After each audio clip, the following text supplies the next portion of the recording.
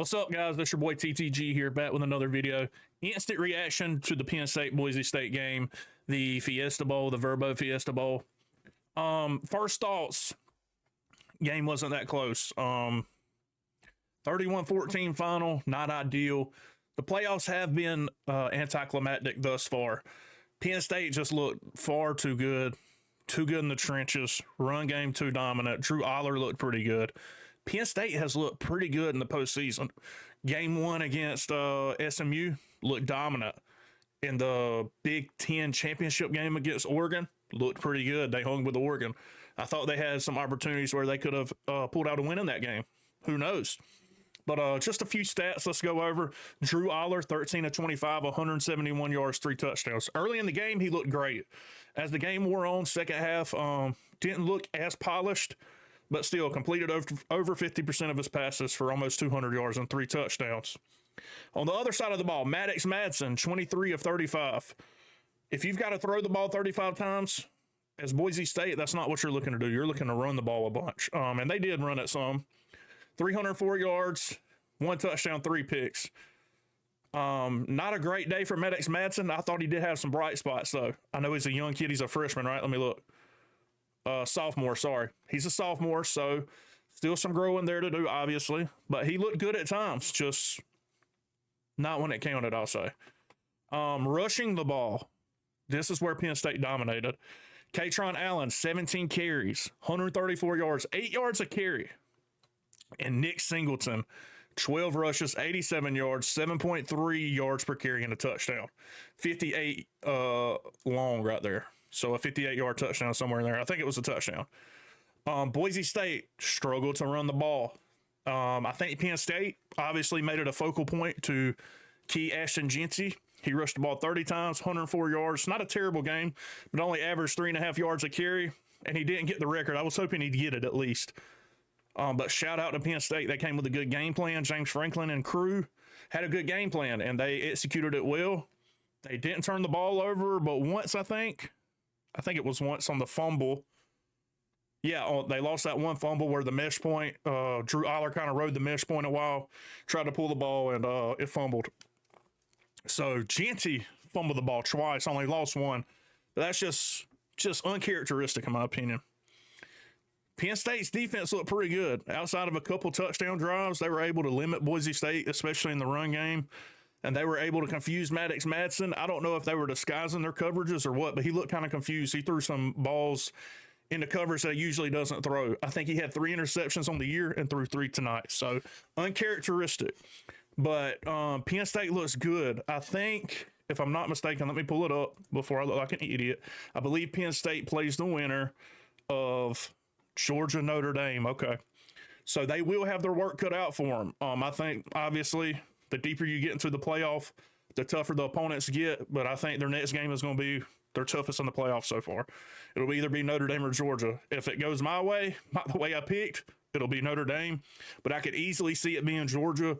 And the stuff I seen on Twitter after I made my picks makes me kind of even lean Georgia. I think Gunnar Stockton may be ready. We'll see. But yeah, we got a good day of college football coming tomorrow. I can't wait. The playoffs at noon, we got Texas, Arizona State. Then at 5, Oregon, Ohio State. And then the nightcap, Notre Dame and Georgia. So a bunch of good games coming up. Still a lot of football left to play. I'm excited about this playoff. But back to the Penn State, Boise State game. Man, Boise State just looked like they didn't belong. And I'm not saying they didn't belong in the playoff. They earned their right to play in the playoff, according to the rules, right?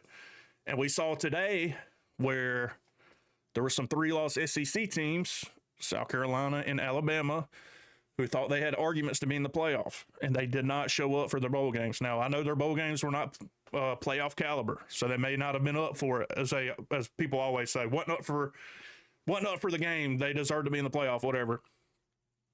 But I think the playoff committee got it right as far as who deserves to be in the playoff. Now, the best teams, I'm not so sure they got it right. But it doesn't make it any easier when South Carolina gets beat up on by Illinois. I won't say beat up on. That was a really good game. Very competitive game. Fun to watch. And then the Alabama Crimson Tide lose to Michigan. I don't know. Michigan ended the year pretty hot, didn't they? They got a good recruit. They got Bryce Underwood to flip from LSU. And then they ended the year beating Ohio State, arch rival, one of the top teams in the country, supposedly. And then they beat Alabama in the bowl game. So Michigan riding a little high right now. But back to this game. I'm trying to figure out what's the best way the playoff committee could fix what we're seeing here. We've seen a lot of games that weren't very competitive. I think the seeding is obviously messed up, but I don't think that'll fix the games from being more competitive. It may. Boise State definitely shouldn't have been the 3rd seed. I'll say that, and I feel pretty confident that most of y'all would agree with me on this. I don't think they deserve to be the 3 seed, even though they're 12-1 heading into the year Mountain West Conference champs. I don't think they deserved it, but obviously the way the rules were set with the 4 highest ranked conference champs getting the automatic buys and the top 4 seeds, that's how it played out. I obviously think the playoff committee is going to make some changes, and I think the changes are warranted.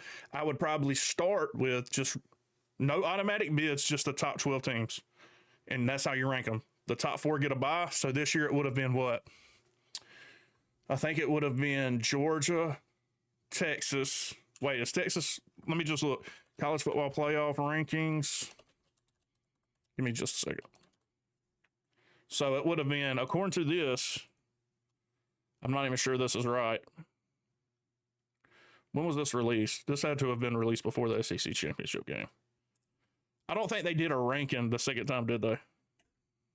Week 15? Yeah. I think this is from before the SEC title game, but let's just say it would have been Oregon or Georgia for sure. Texas would have lost, probably would have knocked them out the top 4. Then you go, or maybe this is after. This could be after This could be after the SEC championship. Regardless, we'll just pretend it is for this time. They had Oregon 1, Georgia 2, Texas 3, Penn State 4. Those should have been your top 4. Maybe even I probably would have even flipped Notre Dame and maybe Texas. I don't know. Regardless, top 4, bye, automatic bye. And then you would have had better matchups, I feel like. You would have had, in the first round, according to this, you would have had Arizona State and Notre Dame. Maybe not a great game. Alabama and Ohio State. That could have been interesting. Probably would have ended up a lot like the Ohio State-Tennessee game, though, if Ohio State played to that caliber. Then you would have had Tennessee, Boise. Is that right? Am I looking at that right? No. Oh, you would have had SMU in Tennessee, and then Boise, Indiana. So the first round games may have been a little more competitive. Regardless, we got to figure out what we're going to do with that because we haven't had a competitive game yet, really. Probably the most competitive game was either tonight or the Clemson and Texas game, probably. Either way, let me know what you guys think in the comments. What did you guys think of the game?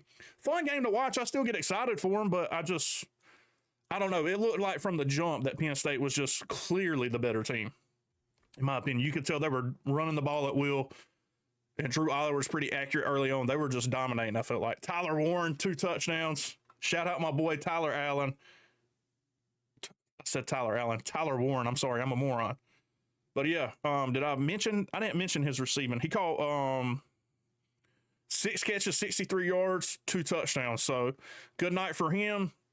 Let's see who had a good night receiving the ball. Matt Lauder from Boise State had a pretty good day catching the ball.